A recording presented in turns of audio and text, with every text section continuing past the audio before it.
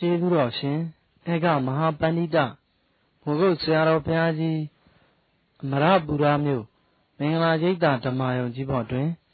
19 ရက်12လ58ခုနှစ်၌ဟောကြားဆုံးမတော်မူအပ်သောဒုက္ခဘောဒုက္ခစစ်နေပုံတရားတော်ဒီတရားဓမ္မတွေခန္ဓာကိုယ်နာမည်လို့ကိုယ်ကလည်းမှတ်ထားရတယ်ဘုရားနာမည်ပါလေတရားဓမ္မတွေနာမည်ပဲသူနာမည်ကဒုက္ခသစ္စာဒုက္ခသက်သုတ်เสียခါကသုံးကြသစ္စာကမှန်တာသက်သုတ်เสียသုံးမကြတာမှန်တာဟာတရားဓမ္မတွေခန္ဓာကိုယ်လို့မှတ်ထားသက်သုတ်เสียသုံးမကြတာအမှန်ဟာဘယ်လိုပါလဲခန္ဓာကိုယ်ဒီလိုလိုရရပြီးကြတာထားတော့ဒီအကျိုးတဲ့အတိုင်းဒီခန္ဓာကြီးကိုမနေ့ကပြောခဲ့မှန်ထားပါကိုကြည့်နေကြမှန်ထားပါဉာဏ်ကကြည့်သေးပါလို့မနေ့ကတရားဓမ္မတွေသင်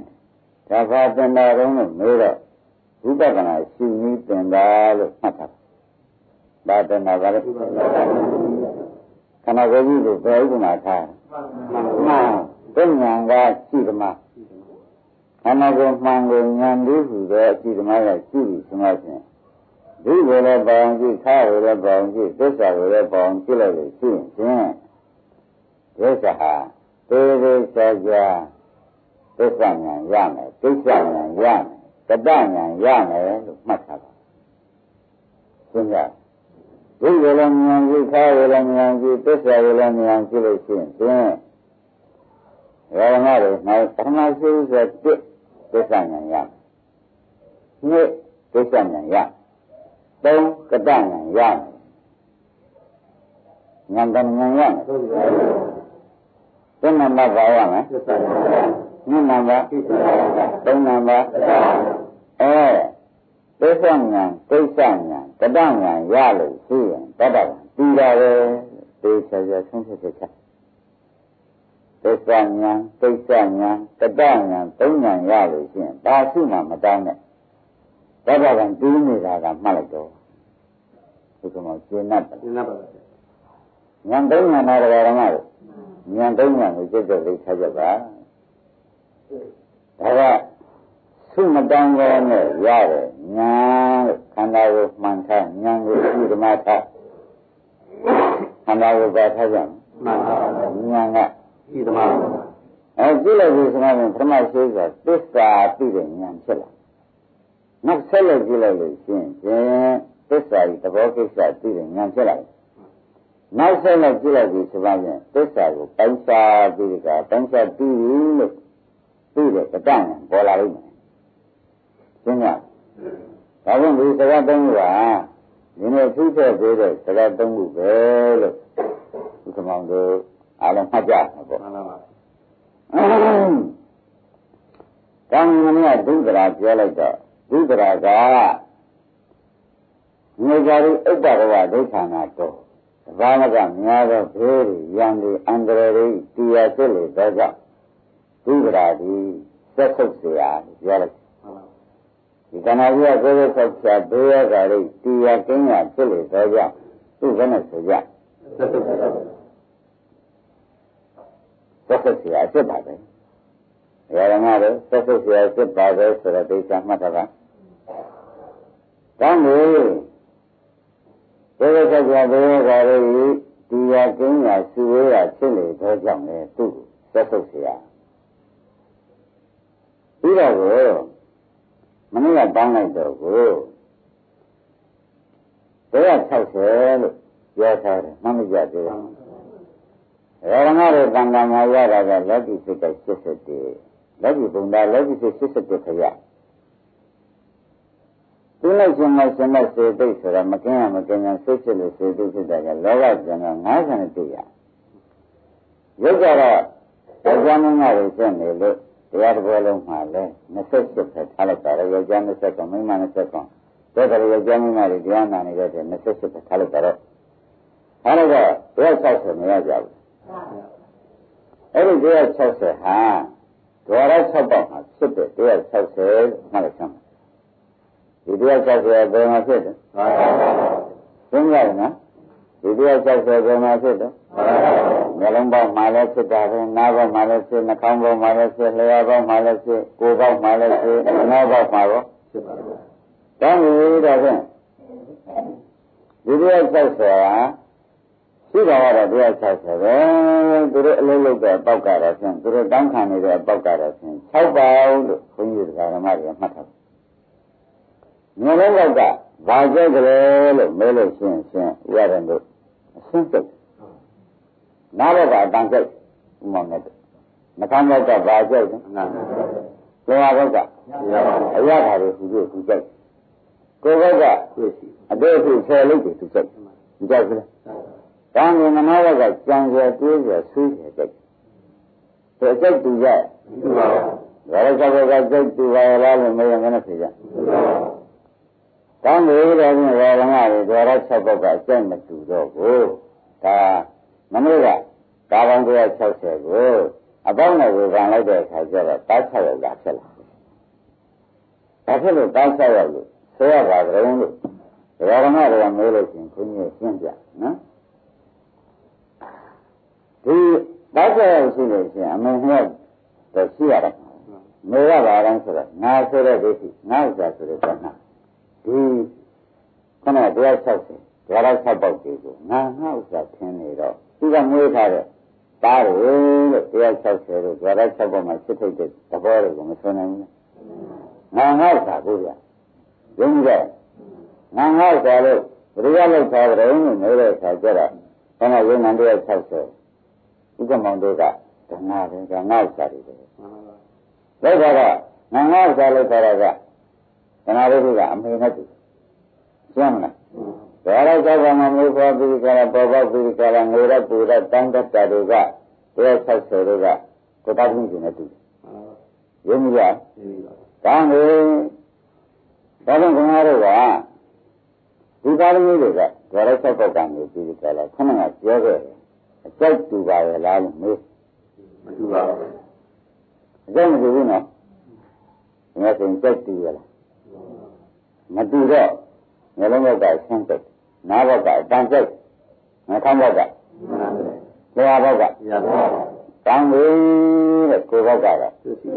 ကိုယ်ပြည့်ထဲလိုက်တယ်ဒီဘက်ကမနောဘက်ကတော့ဘာလို့ကျက်ကြံကြတွေးကြတယ်သူကမကြံတွေးရမနိုင်ဒီဘက်ကကြံကြတွေးကြဆွေးကြမှာသူကကျက်အကျက်ဒီကြပါရဲ့လားလို့အမေထုတ်လိုက်ဒါဖြင့်အမေပြောတဲ့ဓမ္မရိဋ္ဌိဆိုတဲ့အမေကြီးတားဆောက်ရောက်ဤအကျက်မတူတာကိုတပြိုင်တည်းပူဇာခဲ့တော့ရှိတယ်ဥက္ကမောဘယ်လိုမှုထမ်းမလို့ဟုတ်ပါဘူးဘယ်လိုမှုထမ်းထမ်းနိုင်မှာလဲသူကတပြိုင်တည်းပူဇာတယ်တဲ့မထမ်းနိုင်နဲ့တပြိုင်တည်းပူဇာရင်ဘယ်နဲ့မထမ်းနိုင်ဘူးဆိုတာ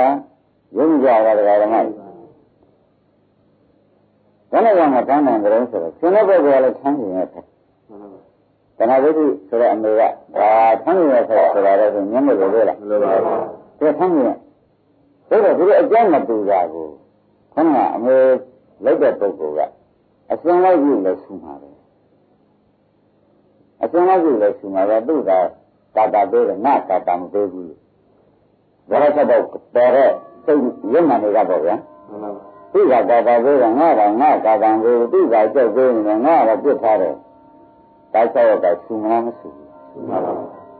အဲ့ဒါခင်ဗျားတို့နေရလို့ရတာဒါရ6ပတ်ကိုဒါရ6ပတ်မှာရှိတဲ့သားစု6ယောက်ကိုနေရမှုပြုနေရဟုတ်ကြဒါရ6ပတ်ဆိုတော့သားစု6ယောက်ကိုအမိနဲ့တူတဲ့တဏှာဝိသုဓမ္မကငါကောင်ကအလုံးနေတဲ့တဏှာဝိသုဓမ္မကဥပဒေတို့စောက်စုတဲ့ပုဂ္ဂိုလ်တို့ကငါကောင်ကအလုံးနေလို့ရှိရင်သူတို့ကြောက်တယ်ပဲမလိုက်ဘဲနဲ့နေရဲလားနေရဲပါဘူးမျိုးလုံးကဒုက္ခရှိခြင်းတဲ့နာဘကအတန်ပါပြရတာမှဒီစိတ်တဲ့နှဆောင်ဘက်ကလည်းအမှန်နဲ့ပါအောင်မှဆရာဘက်ကလည်းဘယ်လိုကြည့်ရလဲနဲ့စိတ်ကဆိုင်ကိုစားတတ်ပြီးရှိနေတာမျိုးလုံးကကြည့်ခြင်းတစ်ခါကစားခြင်းအနံ့ကစီခြင်းစိတ်ခြင်းကိုယ်တော့ကလည်းဒီဆယ်လုံးကပဲရှင်တယ်ကျင်းကျင်းနဲ့ဆန့်ကျင်တယ် ဒါကမနောဘကလည်းအိမ်မရှိတယ်ကြံတွေးပြီးဒီကလာနေခြင်းသေးတယ်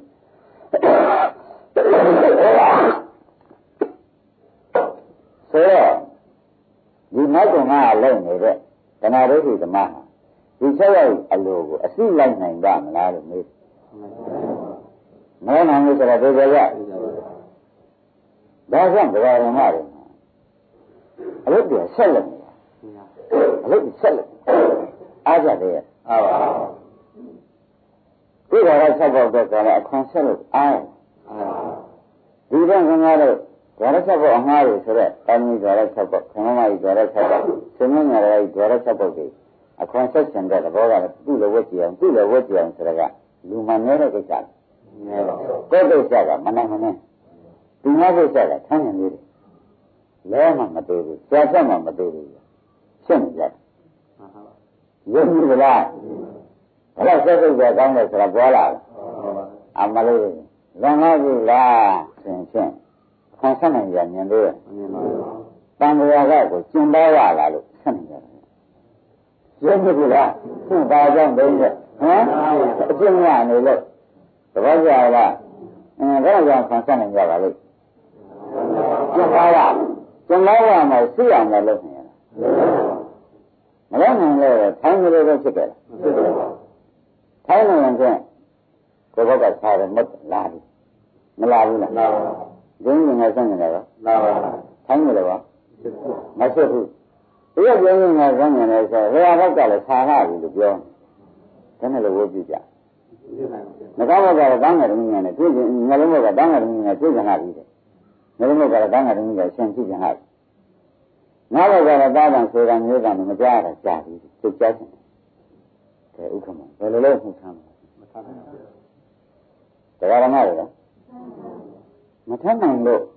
တော်ပြီတန်လို့ဆက်ဆုပ်လိုက်တာလားဒီကြွားရချက်တော့ခန္ဓာကိုယ်ကြီးကိုတော်ပြတန်ပြဆက်ဆုပ်เสียကောင်းလို့ဆက်ဆုပ်เสียစစ်ပါလားလို့ငါတို့ဉာဏ်ထဲမှာလည်းမလာသေးဘူးကျေစားပြည့်စုံရပြီတောင်ဆူတောင်းတယ်ရှင်းမပြရဘူးဘယ်လိုဆူတောင်းလဲဒါကအဟံဝေရောဟောမိစိတ်ကအန္တရာယ်ကျမ်းပါကြီးသိတဲ့လူတွေကတော့ရှိပါသေးတယ်တော့အန္တရာယ်ကျမ်းလိုက်ရှင်ကျုပ်ကြွားလိုက်ဆက်ပါတော့ကျုပ်မှန်မှန်ခွန်ဆက်ပါမယ်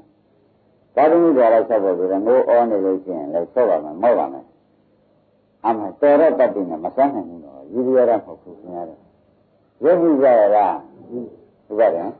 ကသဘောတော့ပါလားဒီကနာမနာဒုတိကျမ်းတဲ့ပုဂ္ဂိုလ်ကဒါရမတာကလည်းငါကတော်ရဆက်ပါဘူးငါတားကြည့်တယ်ရုပ်ကြည့်ကြရတာတော်ရဆက်ကတောင်းတာဟူသည်မသေးတဲ့ကိုနေရမသေးတဲ့မနေရတော့ဟိုရတယ်ငလုံးဘက်ကိုလည်းဆန်ဆက်ခြင်းနားဘက်ကနှခေါင်းဘက်တော်ရဆက်ဘက်ကအလုပ်ပေးကြတယ်မပေးကြတော့ခင်ဗျားတို့ဒီခရစုတောင်းကြကောင်းလက်တွေအများကြီးပြဒါမှရတော့မှာဘူးရုပ်မှုကလားဆက်လို့ကိုအများဆုံးနဲ့ပြီးကြအကြောင်းဉာဏ်လေးမြင်ပါဘူးသူကတည်းကသူတို့ပြီးလို့ပြောလိုက်ရတာလားသူရင်ရလို့ပြောလိုက်ရတာအမှန်တည်းဒါဓမ္မဆရာတော်ဒီကားလို့ဆိုလို့ချင်းဒါလည်းနှိမ့်ဆက်ပြီးဒီကာလဒီသားကိုဒါကို160ဒါရစဘကနေပြီးဒီကာလခွန်တောင်းဒါခဏတွေကဒီမှာဘုန်းကပြတ်သန်းနေရဲရဲကြီးအခွန်ဆက်ပြီးပေးနိုင်တာဟာသစ္စာမသိကြကြဘူးဆက်ဆုပ်เสียမသိဘူးတော်လားဆက်ဆုပ်เสียတို့ပဲအခုမှကျန်တာ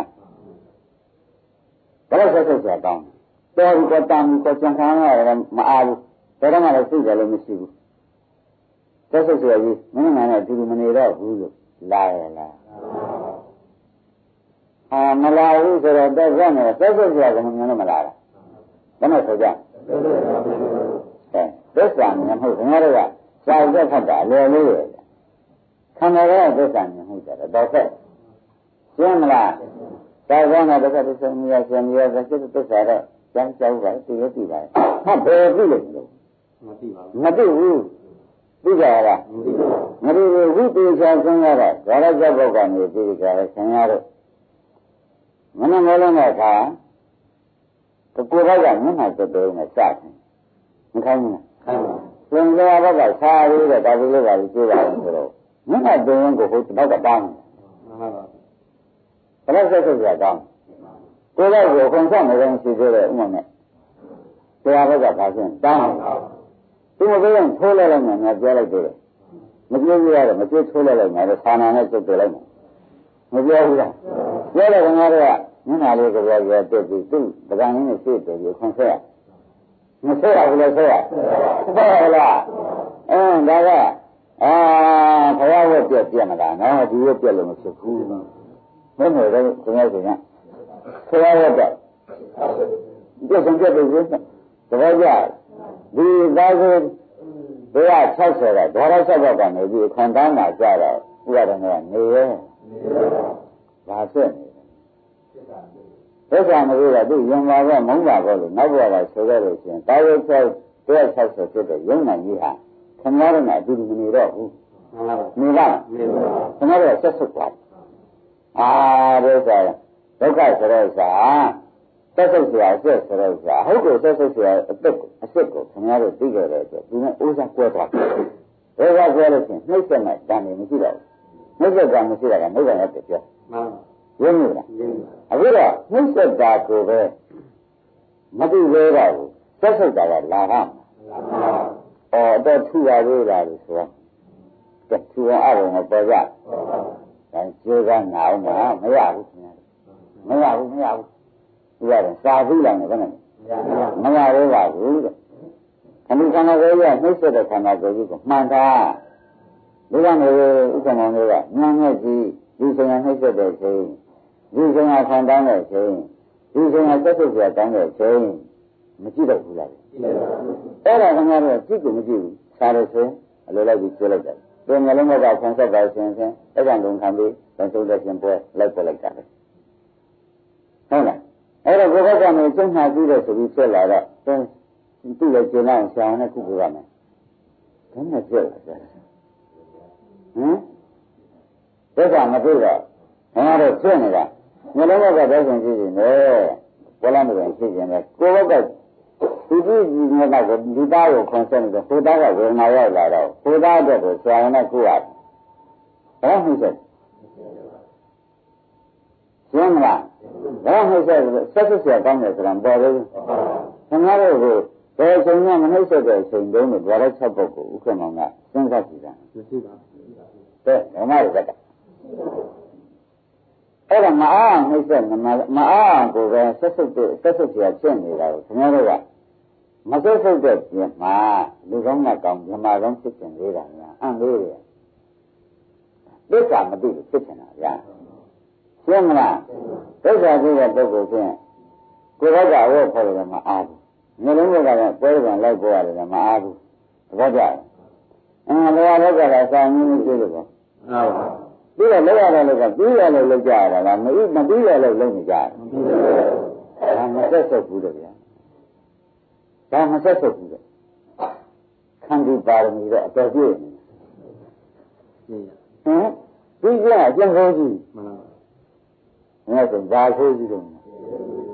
သဘောကျလားခင်ဗျာဒါရချက်ဘက်ကဒါရင်160တော့ဒါဆိုတော့ဒါရချက်ဘက်ကနေပြီးကြလားထွက်ပြီးကြလားငါအခွန်ဆက်ဆိုတာနဲ့ဒကာရမတို့လောက်တိုင်းလို့ကိုကအားကြတယ်တမအားလို့ဆိုရင်တော့ကမအားတော့ဆိုအလိုလည်းမလိုက်နိုင်တော့ဘူးဒါတော့ဆက်ဆုပ်เสียကောင်းတာဖြင့်ဒါတော့ကမဆက်ဆံတော့ပါဘူးဆိုတော့မညာလာရလားမလာဘူးတဲ့တော့ဆက်နေပါလားအတော်ဆုံးနေလားတည်းဦးတော့အဲ့ဒါမသိသေးဘူးလို့ရှင်ခင်ဗျားတို့နှိစ္စဒုက္ခမှတ်တယ်မရသေးဘူးတဲ့သူမမုန်းဘူးရှင်းလားဒါကြောင့်သစ္စာမှမုန်းဝင်တရားရှင်းရလားဘယ်တရားမှမုန်းဝင်တရားဒုက္ခတရားမှမုန်းဝင်တရားနှိစ္စဒုက္ခနဲ့တဲ့ဓမ္မတိလဆိုတာသူစီပို့လို့အချမ်းသာလို့မှတ်လိုက်ဒါနားလဲလားဒါကလည်းနားလဲလားဘာလို့ယူကြည့်နေလဲဒီဟာကမှနားမလဲတော့ပါဘူးလို့ဆိုလို့ရှိရင်ခင်ဗျားတို့သွားလေဦးရောဒီကျန်ရင်ကလက်ကျန်းလို့ရချင်းမရတော့ပါဘူးလို့ကဆုံးဖြတ်ချက်ဒါကမသိဘဲနဲ့ခင်ဗျားတို့ကနိဗ္ဗာန်ရပါလို့လုတ်ချင်တာလို့မရဘူးရှင်းမလားဒါကမသိဘဲနဲ့နိဗ္ဗာန်ရတယ်လို့ဆိုလို့ရှိရင်ဘုရားကဝိရိယနဲ့ရေထုတ်လာတယ်မင်းတောက်ဖို့ဆိုရင်မယုံရဘူးဒါမသိဘဲနဲ့နိဗ္ဗာန်ရတယ် ဒါမဆက်ဆုပ်ခိုင်းတဲ့နိဗ္ဗာန်ရတယ်ဆိုမယုံနဲ့กว่าဒါတော့တင်းတင်းကြပ်ကြပ်ပြောလိုက်သလားဒီလိုလဲဆိုတော့အတူတူကညှင်းနေလေးမြင်မှုကြပါလားအဲ့ဒါမျိုးရေထုတ်လို့ဥက္ကမဘယ်လိုလဲရမရပါဘူးငါဆိုငါလည်းရအဲ့ဒါမျိုးရေထုတ်လာတဲ့ငါဆိုငါလည်းခါတောက်ဖို့လို့တယောက်ကပြောလို့ရှိရင်ခင်ဗျားကရုပ်ရှင်ရအကြောင်းရှိမရှိပါဘူးဒီမှာလည်းဒီကြရာကြီးဆက်ဆုပ်မှုဆက်ဆုပ်ဆရာကိုဆက်ဆုပ်တဲ့ညာမပါဘဲနဲ့ကျုပ်ကနိဗ္ဗာန်ရလာခဲ့ရလို့ဆိုရင်အဲဒီဒီလိုနဲ့ရေထုတ်လာတယ်ကမှတ်ပါတယ်ဒီနိဗ္ဗာန်မရတာအမှန်ပဲငါပြောလို့ချမှားထားမယ်ဘယ်လိုရေးကြည့်တယ်လဲတက်တယ်ကြည့်ဘူးလားဒါကြောင့်ဘုရားတရားတွေကသိချင်ရဆိုတာရှင်းမလားရှင်းပါပြီဒါနလည်းသိချင်ရသစ္စာရဖို့ချင်ရအခုဒီလားရောဒီတိုင်းငါတို့ကြရကနဲ့တော့အာနာပါနတွေရောသိချင်ရလေးမှတ်ပါသူ့ကိုအခုပြောတဲ့အတိုင်းအမြင်မတန်သေးလို့ကာလပတ်ရင်ဒီကံမှာမလို့ခြင်းနဲ့မငါလာပါမလာသေးလို့ရှိရင်ဒီကံနဲ့ဘယ်တော့ဥစ္စာကွန်းလဲဒါလို့ဒီကဒုက္ခဒုက္ခနဲ့ဘယ်တော့ဥစ္စာကွန်းဘယ်လိုအကြောင်းလဲလဲတပေါ်ကြလားအပ္ပလေးတရားဓမ္မတွေတရားတွေချော်ပြီးမနေကြနဲ့ရှင်းမလားတရားချော်နေတရားချော်တာတဘောအတန်နဲ့နာတယ်ဒီဆက်ဆုပ်ဆရာကမြင်တော့ဆက်ဆုပ်ဆရာဆိုတာကကျင်ကြီးပုံကိုဆက်ဆုပ်ဆရာတော့မဟုတ်ပါဘူးပန်းကန်းလို့ကမတော်ဘူးလို့ဆက်ဆုပ်လိုက်ရင်ပြီးတယ်ရှင်းမလားပန်းကန်းလို့ဘယ်တော့ဆက်တော့ကိုခင်ဗျားတို့အကြောင်းမတူတာကိုအမေတရားတရားဆက်ကားဘောကတရားဆက်တယ်တန်းလာတဲ့ဘောက်က6ပေါက်ဟုတ်ကလားဒါနဲ့ကြတဲ့တန်းမှာမဟုတ်တရားဆက်တယ်ဒီဘက်ကနေဆက်တဲ့တန်းကြမှာမဟုတ်လားတောင်းတဲ့ခါကျတော့သူတို့ကိုခေါ်ကြပြရတယ်လက်ကအားရရတာသူတို့အဆုံးတစ်ခါကိုထားလာတော့သူတို့အဆုံးတစ်ခါကိုထားလိုက်တာတော့ဒါလည်း6ပေါက်ကခင်ဗျားတို့ကနေရင်ခေါ်ကြတယ်မပြည့်ကောင်းပါဘူးဗျရဲနေလားမပြည့်ရပါဘူးတောင်းနေငါပြေလိုက်မယ်ပြောလိုက်တယ်မပြောဘူးလားပြေလိုက်မယ်ခဏခဏရုံးကြလိုက်တယ်ကောင်းမှုကြလိုက်တယ်ကိုဘောက်ကနှခမ်းဘောက်ကနှာရှိကြလိုက်တယ်ဒီတက်ကနေကျုပ်ပြေလိုက်မယ်လို့ပြောညနေကမြေကြီးနာပြလိုက်တယ်ငါလုံးကလည်းဒီဘက်ကလည်းပြောဘူးလားပြောတယ်ကိုဘောကဝန်းချော့ပြလိုက်ပြေလိုက်မလုပ်တော့ဘူးဗျာသူတို့သူ့နိုင်ကြီးအားရှိကြတော့ကျိုးကြရမယ်ဆိုပြီးတော့ဆက်ပြီးနေတာဆက်စစ်ဆရာလို့ကမလားဘူးမလားဘယ်လိုလဲမလဲပြည့်စုံကနေတော့ဆက်စစ်ဆရာလို့လာကြရောင်းလိုက်တော့ဖြစ်တယ်မပြောပါနဲ့ဆက်စစ်ဆရာအပုံပုံပြနေတဲ့ဒါနဲ့ခင်ဗျားတို့တို့ဒီကားလို့ဆိုလို့ရှိရင်ဆက်စစ်ဆရာအချက်ကိုမမြင်လို့နဲ့တခါတော့စိတ်ဆရာဆင်ရကျင်ပါကြကိုယ်ကဆရာအားထားဆရာဖြစ်ပြီးဒီကရနေလိုက်တဲ့ဖြစ်ဟာသစ္စာမသိတာတခါတော့ဒုက္ခမိုက်တာပဲပြောလိုက်ကြလားဒီကလည်းငါနဲ့ဆိုဒုက္ခကြငါကြလားဒုက္ခကြရတယ်ဓမ္မတွေဒုက္ခတဲ့ရှင်းနေလို့ဆိုရင်ဒီကျန်ရင်းကလက်ကျန်းကြံလို့ရှိရလားရှိပါဘူးတခါကြဒါပြန်သူ့ကိုခင်ဗျားတို့ဒါကြောင့်ကတောင်းတဲ့အလုပ်ကိုတွေ့ဟာချင်းမပြီးနိုင်အောင်လည်းတောင်းနေတယ်လို့ဆိုလို့ရှိရင်ဖြင့်ဘုရားကတော့လာတောင်းနေတယ်မပြီးနိုင်ဘူးမနဲ့ပြန်လာတောင်းတစ်ခါလည်းလာတောင်းနေ့လည်းလာတောင်းညလည်းလာတောင်းဆိုတော့သက်သက်ကြကြမလို့မလာဘူးလားကြာလာပါခင်ဗျားတို့ကမစိုးရဟဲ့ငါကဒါတွေဒီတရားမျိုးကိုမနာပါဘူးဆိုလို့ရှိရင်ဘယ်နည်းမှသက်သာမသိတော့ဘူးသိပါဘူးတဲ့အားလုံးတော်ဓမ္မတွေသဘောပါဘာလို့မနာရဘူးဆိုလို့ရှိရင်ခင်ဗျားတို့ဒီကံတော်ကြီးဆက်ဆက်ဆရာမမြင်တဲ့ကာလပတ်လုံးချင်းပိုးတိုက်ဆရာသုံးတိုက်ဆရာစူတောင်းယူဆရာကြီးဖြစ်နေဖြစ်မှန်ဖြစ်တယ်စူတောင်းယူဆရာဆိုလို့ရှိရင်ဒီဘယ်လိုငါတို့စီထမ်းပြီးလောကြလို့ဆိုပြဟုတ်လားနောက်ပြန်မချဘူးတဲ့ကနေ့နောက်ပြန်စူတောင်းနောက်ပြန်ကြတယ်နောက်ပြန်မတာဖြစ်ရတယ်ညီမလေးစူတောင်းတဲ့ဘာမတာဖြစ်ရလူကြီးပြန်စူတောင်းအားမတော်ခင်ကမအားဘူးသေးတော့လေအရင်ဆွဲလိုက်တာလမ်းဟုတ်ဟုတ်လားမတော်ခင်ကတော့မအားအောင်နှိမ့်ဆက်ငါနှိမ့်ဆက်ပြီးကြလားအတေသားဆိုတော့လေထိုးလို့တိုက်တယ်သူကခန္ဓာကဟမ်မအားနဲ့လို့ပြောတယ်တရားလေးကမင်းကတောင်းမှတိုးဆွဲနေတာကြားပြီးတော့ငါမနဲ့လို့မင်းတို့ကမလိုက်နိုင်တော့ဘူးငါခေါင်းနဲ့သွားတော့မယ်ဆိုပြီးနောက်ဆုံးကြားတာပဲတွေ့ရတယ်မအားနဲ့ကြတယ်သူရောမလားနောက်ဆုံးတောင်းမှမရတာဟိုသာသနာ့တော်ကတော့တောင်းပေါင်းနေတော့ဥပါဒံ တော့ဆက်နေတာပဲလားဒီနေ့ကငါ့ဖြစ်နေအတော့ဆက်နေပြီတန်ငါရင်းလို့ပေါ့အတော်ကြီးလို့ပြောတာကြမှန်ပါပါရင်းလို့ကလားဘယ်လိုရင်းလဲအရင်တန်းကုန်လို့ပြောတာရင်းကြလားဒါမှမဟုတ်ငါ့ရဲ့ပြောကြလဲအောင်နေတာအဲ့ဒါယူတာပေါ်နေတယ်ဒါကလည်းဖက်ဆံရှိလို့ကယူတာပုံဟမ်ပေါ်ရတယ်မလောက်တုံးဆိုတော့ဘောကတန်ត្រာကခြေခဲ့ပြီးတော့ဘယ်တော့မှမငုံခဲ့ဘူးဒါယူတဲ့ကဘယ်လောက်ခြေတယ်ပေါ်ကြလားကယူတဲ့ခြေကယူတဲ့ခြေကငေါင်းနေလို့ရှိတယ်ငါ့ရဲ့ပေါ်ရလားအဲ့ဒီကမနဲ့ကလည်းကျန်ရစက်ပါပြီးတော့ကလည်းကျန်ကိုပြောကျန်ပြနေရတဲ့အထက်မှာဒီကျန်လောက်တဲ့ခြေတွေကလည်းရှိပြီကိုယ်ကိုယ်တိုင်ဓာတ်6ပေါက်ခံဆက်လို့မမနိုင်တဲ့အထက်မှာသာဓာတ်6ပေါက်သမီးဓာတ်6ပေါက်ခမမကြီးဓာတ်6ပေါက်ကိုလည်းငါချက်ရှိမယ်လာသေးလားမလားဘာဖြစ်ကြမှာလဲဖြစ်ကြမသိပါတော့ဘယ်ကြားနေပြီကျန်လားယူကြရမယ်ဒီကလာယူရတာနေပြီးဖောက်ပြန်လာအောင်ယူရပြန်ဖောက်မယ်ဆိုလို့ရှိရင်ကောင်းကြရလားဆက်လို့လဲဘယ်တော့မှမအားဘူးဟုတ်ပြီလားသာဓာရဆောသမီးဓာရဆောခန္ဓာမဓာရဆောခံဆက်ပြရလဲတရားဆွဲတာဝန်ယူရတော့ဘယ်နဲ့နေကြအားရှိပါသိနေသိကြတယ်လေတစ်ခါတည်းလာတယ်လာတာကသိတာသိကြတာဟိုဆက်စုပ်တာလားလို့မေးတော့မဟုတ်ပါဘူးတဲ့ဒီခန္ဓာသိလို့ဟိုခန္ဓာရလို့ရှိရင်တက်တာမလားလို့တာမလျှောက်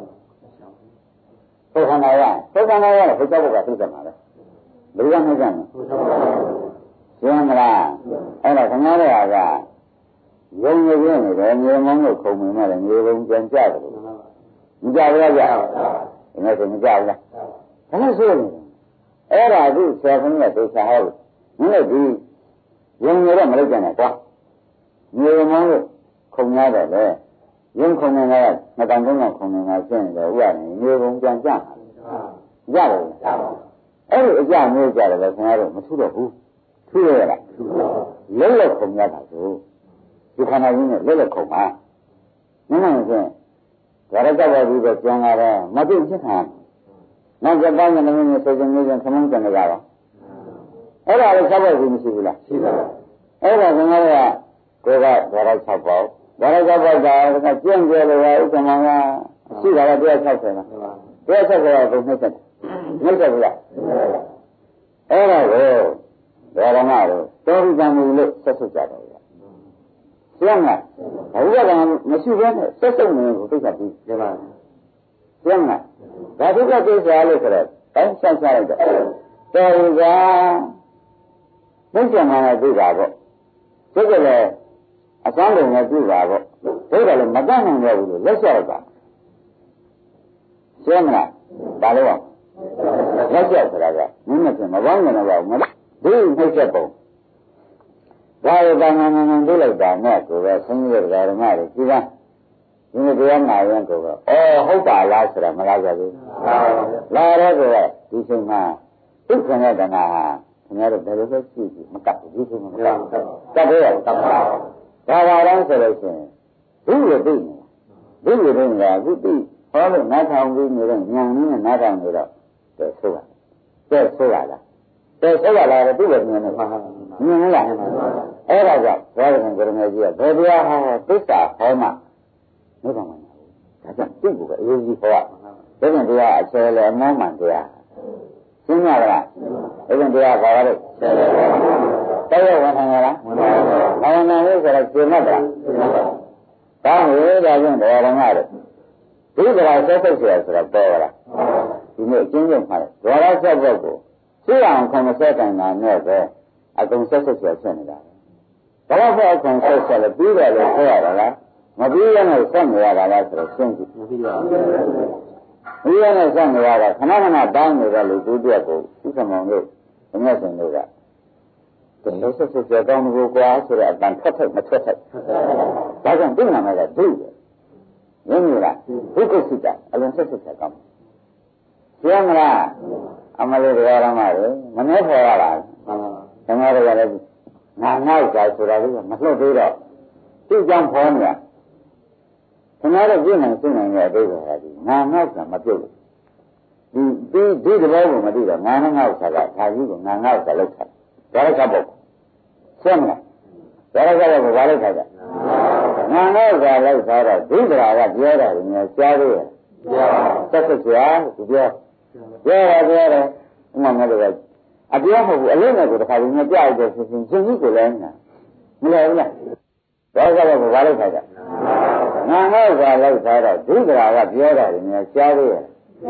သက်သက်ကြာသူပြောတယ်ဥမာမျိုးတော့အပြောမဟုတ်ဘူးအလုံးနဲ့ကိုတစ်ခါကြီးများကြားရတဲ့ဆိုရင်ရှင်ကြီးကိုလည်းနာမလဲဘူးလားငါကငါလည်းကြားတယ်ဟုတ်လားဒီလိုလည်းစာပြီးစိတ်ကလည်းတောက်ကျင်နေတယ်အခုဒီကျင်ကလည်းသိနေနေတယ်ဟိုနဲ့တာတမမိကငကြားလို့ဟောပြီးနောက်ထောင်နေကျင်းနေတယ်ဆိုတော့အာမလေးလမ်းကဟတ်ထုံးနဲ့မသေးတာတမဲချင်သူတို့နှိမ့်ဆက်ဒါလည်းသတ်ပေါ့ရုံနဲ့တရားမနှိမ့်ဆက်ဘူးလားနှိမ့်ဆက်အဲ့ဒီနှိမ့်ဆက်တာညမှာအနိစ္စနဲ့ညနဲ့မရဘူးနှိမ့်ဆက်မမြဲဘူးဒါလည်းမရဘူးဒုက္ခဆင်းရဲတယ်ဒါလည်းမရဘူးအနတ္တမပါဘူးဒါလည်းမရဘူးသူ့ကိုစောင့်ကြံလာတဲ့ဉာဏ်လာမှမှန်ပါပါနှိမ့်ဆက်တာဒီမှာရှင်းမလားဒါကြောင့်ဒုက္ခမရညာပြီးမြင်လာပြီးဒီမဲ့ဒုက္ခကိုပိုင်းခြားနိုင်မှဆိုတော့ခင်ဗျားတို့ကငါငါ့ဥစ္စာလောက်ထားတော့ဒါဒုက္ခပဲလို့ပိုင်းခြားပါလားဟုတ်မခြားဘူးတဲ့ခါလည်းပါလို့သူနဲ့ခင်ဗျားတို့သူနဲ့ခန္ဓာနဲ့ဥစ္စာကွဲပါလားကွဲပါအမကွဲလို့ရှိရင်ဟုတ်လားဒီခန္ဓာရှိတော့ကြောင့်သင်္ခါရပစ္စယဝိညာဏနဲ့ပြန်ဖြစ်နေမဖြစ်ဘူးဒါပါကြအဲ့ဒါခင်ဗျားတို့ကအယူဆိုတာခုံပြင်ပေးနေတာပဲဒီနေ့ညတပည့်ကြလားကိုယ်ဆိုတာကိုသိပြီလားဆက်ဆုပ်ဆရာကမဆက်ဆုပ်လို့ရုပ်ဆိုးနေတယ်လို့ပြောလိုက်ဘုမောင်နဲ့ဘယ်လိုပြောလဲဟုတ်လားသူ့နိုင်ကြရည်သူ့နိုင်ကြရည်ကိုယ်လည်းသူများအောင်မကြကြရည်နဲ့ကိုယ်ခန္ဓာကိုယ်ဝတ်နဲ့ကိုယ်လက်ဝက်လက်စားနဲ့ဘုရားမှာခံပြီးမစားဘဲနဲ့ကိုယ့်ဟာကိုပြုနိုင်တဲ့ကိုယ်ဖြစ်ရတာအမှန်ဖြစ်လိုက်တာကိုပြုနိုင်တယ်ကိုပြုမှကိုညှိမှဖြစ်လို့ကြောင့်ကိုဖြစ်ပြုနိုင်ရည်သူများလည်းမကြရခြင်းနဲ့ဒုက္ခသစ္စာဆူတောင်းလို့ရဲကင်းတောင်းတာနော်မှန်ပါဘူးဆူတော်ရင်းနဲ့တောင်းတာလားဘာသာဖို့တောင်းတာလားဘာသာဖို့ရှင်းမှဖြစ်ရတယ်ဘယ်လိုမျိုးတောင်းတာဘာသာဖို့တောင်းအဲဒီမျိုးဆိုဘယ်လိုမျိုးတောင်းရဟန်းကဆူတောင်းမှပြတာမလို့ဆူပြငါသွားပြီတဲ့ပြည့်ပြီလားဘယ်လိုမျိုးတော့ကြဆူတောင်းလို့သွားမသွားရဘူးလားဘာဖြစ်လဲတော့ဒီသားစုတွေနဲ့မခွန်းနိုင်ဘူးမရှိပါလားဒီကဆက်ဆုပ်တယ်လားမဆက်ဆုပ်ဘူးမဆက်ဆုပ်ပါဘူးဘာနိဗ္ဗာန်တောင်းမရဘူးမတောင်းနဲ့ဟိုဥပ္ပရပါမရပါဘူးဒီသားစုထင်နေတယ်သားစုကဆက်ဆုပ်ရမှာမဟုတ်လားဆက်ဆုပ်ရင်ပြရမှာမဟုတ်လားခင်ဗျားတို့ကြက်ချင်တာလားတဲ့သူနဲ့ဆက်ချင်တာဆက်ချင်တယ်မသေးတဲ့နေရတောင်းမှဟုတ်လားမသေးတဲ့နေရတောင်းမှတဲ့မတတ်တာပြောတာဆိုရစီရရတော့ဒီခန္ဓာနဲ့တော့ဖြင့်တောင်းရပါစီသိရပါစီကလားဘူးလားခင်ဗျားတို့ဒုက္ခကိုမမြင်ဘူးခါတာထားပါဦးဒုက္ခကိုမြင်မလားလောကကြီးကဟောနဲ့လုံးကုန်နေတယ်ဒုက္ခရာကြီးကအပြောကိုမြင်သေးရလားခင်ဗျားဆိုဒုက္ခရာကပါတဲ့ဗျာအဲ့ဒါကိုမြင်ဘူးတဲ့မပြောလို့မမြင်တာလားပြောရတယ်မမြင်တာလားအော်ကြောင်တော်ကနေလို့ဆိုမရှိရင်းနေကြလားဘယ်နဲ့ဆိုရကြောင်တော်ကနေဆိုကြားရတယ်မမြင်တော့ကြောင်တော်ကဖြစ်ဒါကြောင့်အန္တဘုသူရှင်ဘုရားကဟောလိုက်ရှင်းမလားအမှန်တကဘုသူရှင်တဏ္ဍကံလေးတော့ယူသေးတယ်ကွာငါကလည်းဟောရမယ်ဘုရားကလက်မှန်ချတောင်းပါလိမ့်ပါမယ်ဒါတော့ကံပြီးဒါတော့ယူနေတယ်ဆိုငါဘယ်နဲ့လောက်ရမလဲကဲလက်မှန်ချတယ်မချတယ်သူကလည်းချတယ်ဟလားဒါရင်းကြရလားကအဲ့ငောင်းငံလေးကိုဘုရားလက်မှန်ချတာလည်းရင်းနေပြီလားဒါတော့ယူတဲ့ဒါတော့ကမ်းတဲ့ပုဂ္ဂိုလ်ငါဘယ်နဲ့လောက်မှမသိတော့ဘူးအဲ့ဒီဒါပြောပြီးမကြပါဘူးတရှိရည်လို့ဆိုပြီးငါတဲ့သူများကဒုက္ခသစ္စာရှင်းရတွေကဒုက္ခရာကဆက်ဆုပ်ဆရာခါကြကအတုံးကြတာသစ္စာကမှန်တာလို့ငါဘုရားလည်းရှင်းပြလို့ပြောတဲ့အလုံးတိုင်းဆောက်ပြောတာလေငါသူ့ရှင်ပြောတာတခုမှမပါဘူးပညာရှင်သားတွေကခေါင်းနဲ့ငါပြောတာရှင်းပြတော့ပြောတာဟုတ်ဘူးလားမှန်ပါပါအဲ့ဒါကလေးကနားမလဲဘူးမမြင်ဘူးလို့ပြောကြတယ်ဆိုတော့ငါကလည်းလောက်အောင်လုံးနဲ့ခရကောလည်းဆော့တိုင်းပါဠိကမှာသိချလာရကဲဥမောင်နဲ့ဆော့တယ်မဆော့တယ်သံဃာတော်မှာခရပါဖြစ်ပါတော့ အမှန်တက်လာတော့ကမင်းနဲ့တက်လာတဲ့အောင်းမဲ့တယ်တခါတော့သတ္တဝါတွေကိုတခါတော့ရင်မသားခဲ့တော့ရာဟုလာခဲ့တော့တခါတော့ထားပြီးအကုန်ဆက်မှဆိုပြီးတက်လာတယ်ဒီကအကောင်းကြီးကနေတော်လာနဲ့တာနဲ့လက်ချက်တာရုပ်မြကလားဘယ်လိုလက်ချက်တာတိုင်းကိုတော်လာနဲ့ဘယ်နဲ့တော့ဒုဒရာကဆက်ဆက်မြင်မှာဘူးဒီလိုလုပ်ပြတာအဲ့တော့မြင်မလားသူဘုရားလက်ချက်လုံးမနာပရိခလက်ချက်တော့ဘုရားစီသွားပြီးဒီကလာ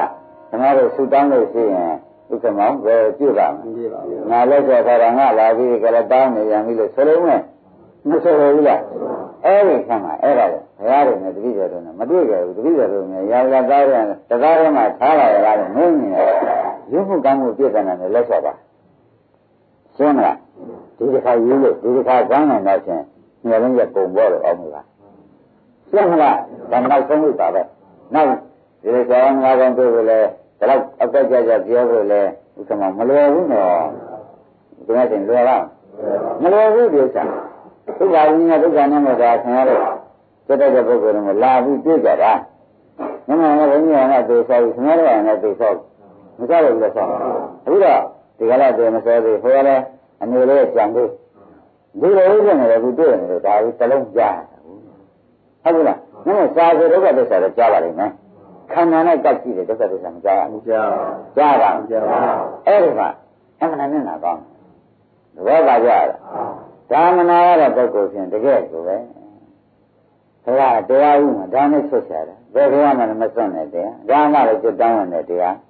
အဲ့ဒီတရားနဲ့လွဲပါတယ်ဒါဘယ်လောက်နာဘူးလားတောင်းပါဖြင့်ဘုရားဓမ္မတို့ကိုယ်ခန္ဓာကြီးကဆက်ဆုပ်เสียဆိုတော့ဆိုတော့၆ပေါက်ကိုအကောင်ဆက်နေရတာမအားတာမအားတယ်ဘယ်တော့မှပြီးတယ်လို့မရှိဘူးရှိရလားဒီဘက်ကနေပြီးကြလားတောင်းမှတိုးဆိုတော့အစဆုံးရမရပါဘူးကြတော့မစားနိုင်တဲ့နာပေါက်သေးလိုက်ဟမ်မရှိနေနဲ့သက်တော်ဝန်တော်မှာမရှိနိုင်တဲ့အနာပေါက်ပြီးနှာခေါင်းဘက်ကတတ်လိုက်မရှိဘူးလားဘယ်လောက်ကရတာပြည့်ပြီးတတ်လိုက်မရှိဘူးလားဒီဘက်ကထုံနေကျင်တဲ့ဒုက္ခဝရဖြစ်ပြီးတတ်လိုက်မရှိဘူးလားအဲ့ဒါနေရင်လက်ဆယ်ရောင်းမကဝက်တရားပေါက်ပြီးပြုစုနေရတဲ့ကိုပဲမအားပြုနေတဲ့ထဲကနေပြီးကြလားသေဘောဝင်လိုက်တယ်သေဘောဝင်လိုက်မယ်ဆိုတဲ့အသွားတွေကလည်းအမလေးခင်ဗျားတို့နားခါလောက်ပြောဒီမှာနားခါလောက်ပြော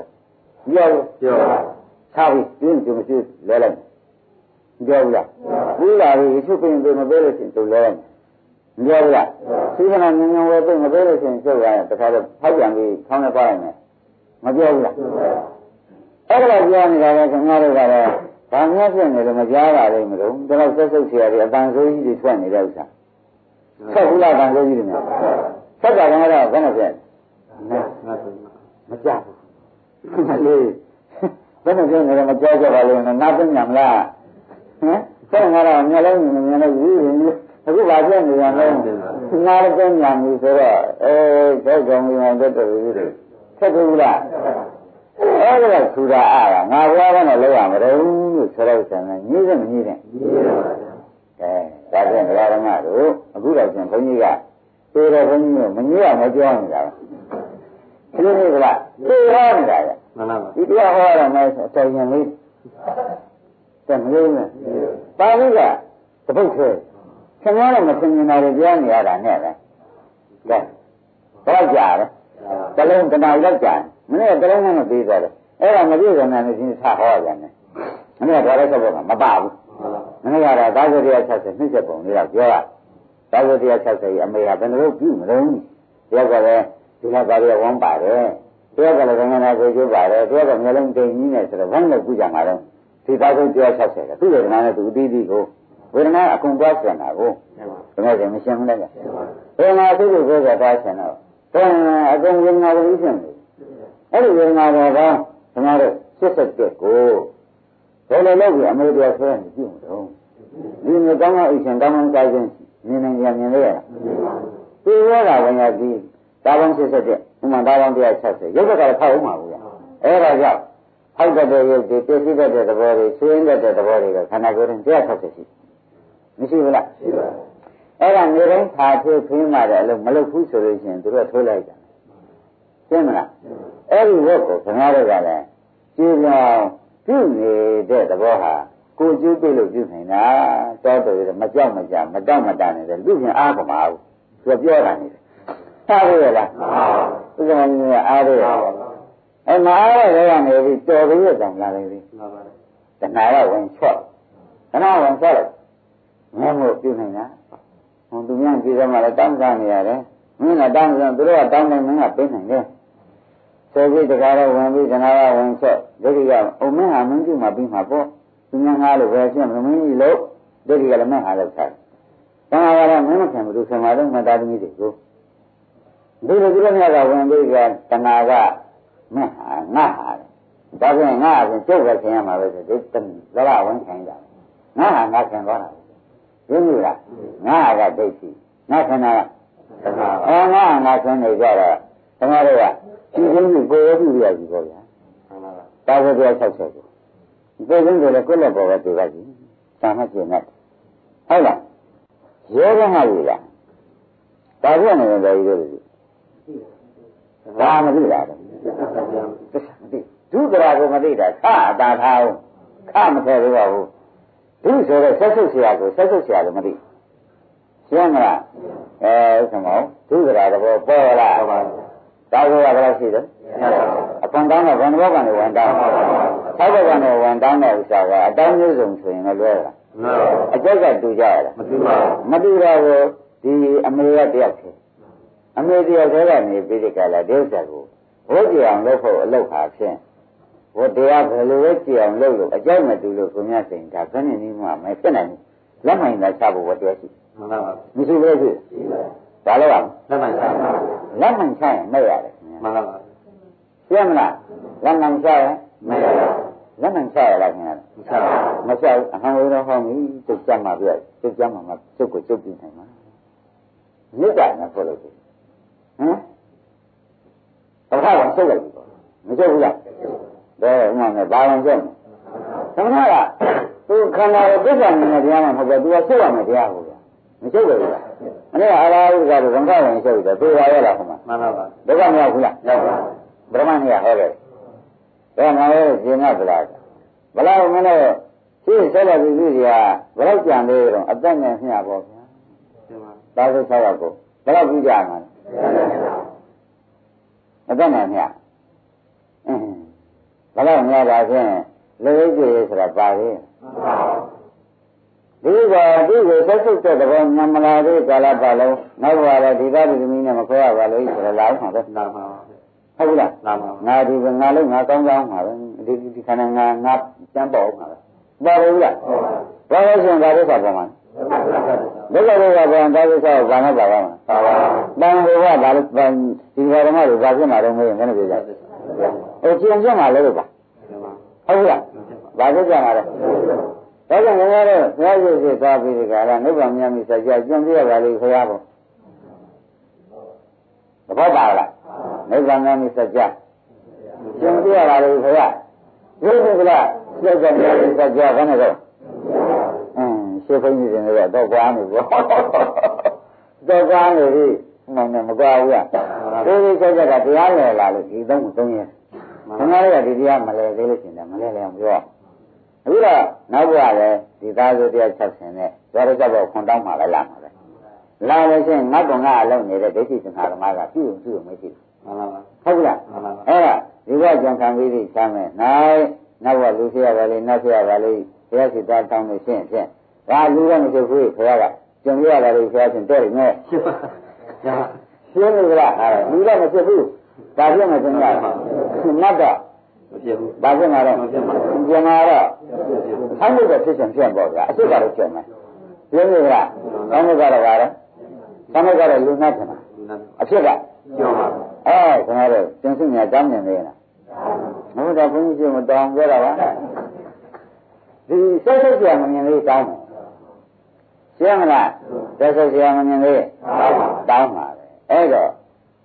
ဒီလိုပြောပြမဲ့ပုဂ္ဂိုလ်သစ္စာဉာဏ်ကိုပြောပြမဲ့ပုဂ္ဂိုလ်မှာမရှိတော့ဘူးလို့ဆိုရင်ဥပါရင်ဒီသူကြီးကလူတိုင်းသစ္စာနှုတ်တယ်။ကဲဒါရငါတို့ခွန်ကြီးမှုသားပြောတာလားလူတိုင်းသစ္စာမှာနှုတ်တတ်တာလား။ဒါစုတယ်သူဆိုတာမဟုတ်မလုပ်ကြပါနဲ့ဗျာဒီဥစ္စာက ခင်ဗျားတို့အတန်ကောင်းတော့အဆံမကောင်းဘူးအတန်ကတော့လူနဲ့ကြမှာတဲ့အဖြစ်ကကြုံတယ်ရှင်းပြီလားဒီဘက်ကကြောင့်သမီးချင်းဆွေးချင်းခဏကြောင့်ဖြစ်ပြီးကြလားနောက်ဘဝကျတော့ဒီတတိသမီးနဲ့မဖြစ်ရပါတူတူကပဲဖြစ်ရပါလို့လို့ဆိုလို့ရှိရင်ဒီဘဝကျန်တဲ့နောက်ဘဝအချင်းကြီးဖြစ်ရပါလို့နဲ့တောင်းကြတာကျန်တဲ့ကဘာတုတောင်းအကာသမီးရှိတဲ့ပုဂ္ဂိုလ်ကတော့နောက်ဘဝမြင်းမြင်းဆိုင်ဆိုင်ပေါ့ဗျာဘာကြီးတောင်းဘာရှိတောင်းရတော့ကျန်ရေးစုတောင်းတယ်အမလေး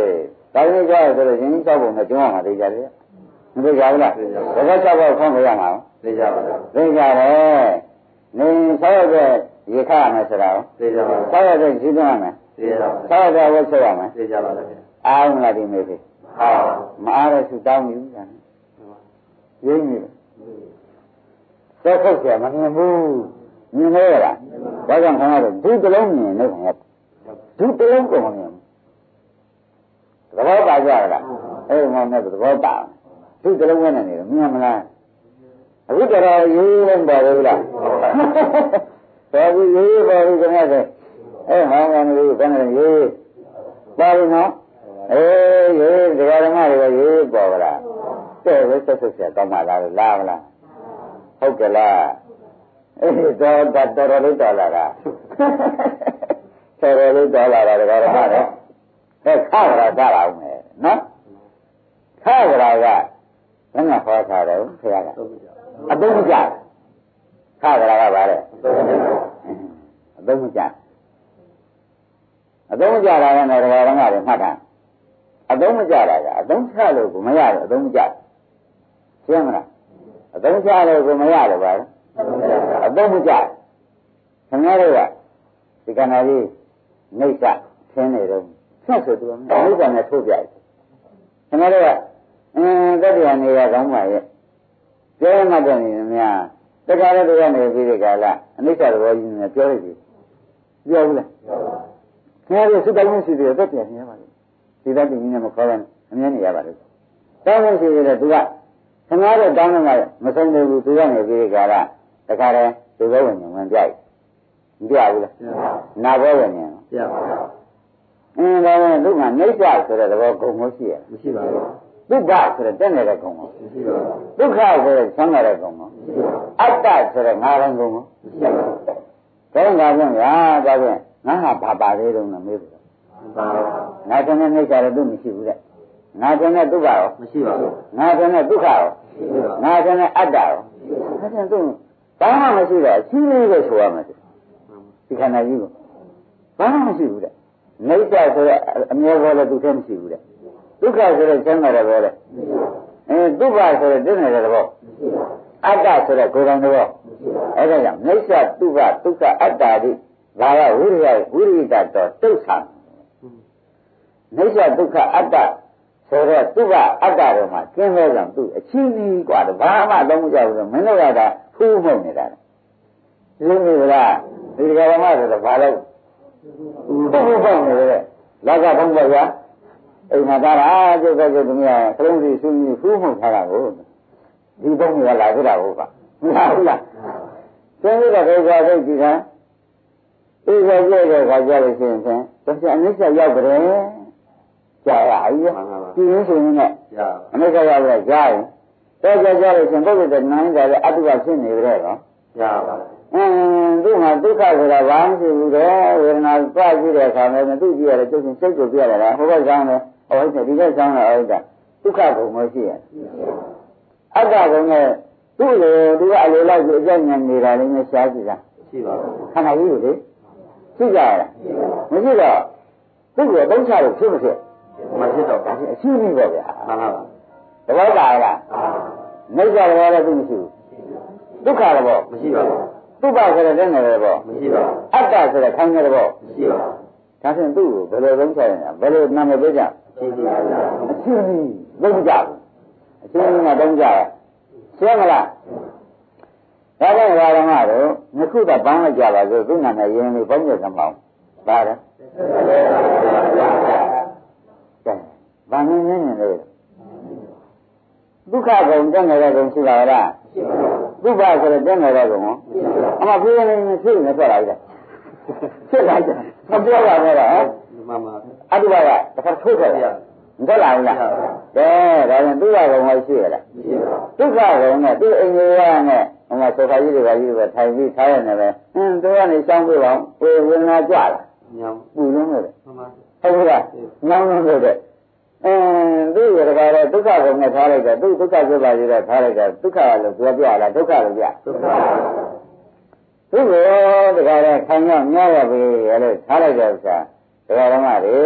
ခံရအောင်လို့သူ့ကိုမြင်းမြုပ်ပုံဖာသေးသေးမှပြီးထားလိုက်တဲ့ဥစ္စာတော့ကျသူကထိုးလဲလိုက်မူးလဲလိုက်ချောကစားလာပြန်တဲ့ဟုတ်လားဘာရင်းအကြောင်းကြီးချောကားပြန်တဲ့မလာဘူးလားမှန်ဘယ်နဲ့ခံရလားဒါသူဘာကုန်ရှိတယ်လို့မေးတော့ဒကာဓမ္မတို့မြဲတဲ့ကုန်ရှိပါတက်နေတဲ့ကုန်မရှိပါဘူးခံရတဲ့ဘောမရှိပါဘူးစမ်းကြတဲ့ဘောမရှိပါဘူးဒါဖြင့်သူ့ကိုနာမည်ပေးကြတယ်ဘယ်လိုပြောပါအဖြစ်ရှိရမလား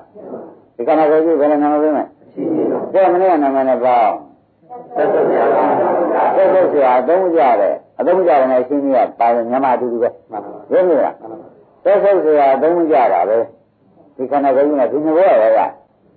ရင်းနေလားသူ့ဘောဓုကောင်ကြီးကနားလိုက်ကြလားဘယ်လိုများနားလဲအဲ့ဒီနှစ်ခုကိုခင်ဗျားတို့ပေါ်မှကြည့်နေလို့ရှိရင်ဖြင့်ဒီကနာကြီးကိုဖြင့်သက်သက်ဆရာလည်းစစ်တော့မြင်ပါပြီဘယ်လိုမှလည်းသုံးချလို့မရဘူးဆိုရင်လည်းစစ်တော့သိပါပြီဆိုတဲ့နေ့သိတာမက်ဆိုင်တာသိမလားသိတာလားတော့မက်ဆိုင်တဲ့ခါကျတော့နောက်ဘဝလိုချင်တဲ့ဇနာကလာသေးတယ်။နန်းတောင်ဇနာသေးပြီ။ဇနာသေးလို့ချင်းဘာဆိုကြလဲ။နိဗ္ဗာန်ဇနာသေးနိဗ္ဗာန်သိမလားဇနာသေးမဲ့ခါကျ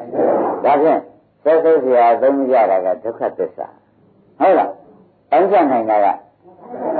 တောင်းကြလိုက်တဲ့အတွက်သေသွားတာကသမုဒ္ဒရာသေးတာသူတယ်လို့သမုဒ္ဒရာနေရတာဆက်သားတို့ဒကာဓမ္မတို့သမုဒ္ဒရာချုပ်သွားတဲ့အတွက်နိဗ္ဗာန်ပေါ်လာတာကနေရတဲ့သစ္စာဒီတလုံးဒုက္ခသစ္စာတလုံးကြည့်ဖို့ပဲရေးကြည့်ဒီပညာတွေသမုဒ္ဒရာတတ်ဖို့အရေးမကြီးနဲ့ကျင့်တော့နိဗ္ဗာန်ကိုဆုတောင်းနေနဲ့မရဘူးဆုတောင်းသူ့ကိုဆက်ဆုပ်လိုက်ရင်ပြီးတာဆက်ဆုပ်တာနဲ့အသုံးကြတာမြင်ပြီးတာရှင်းမလားကဲဒီနေ့ဒီရင်တော့ကြစို့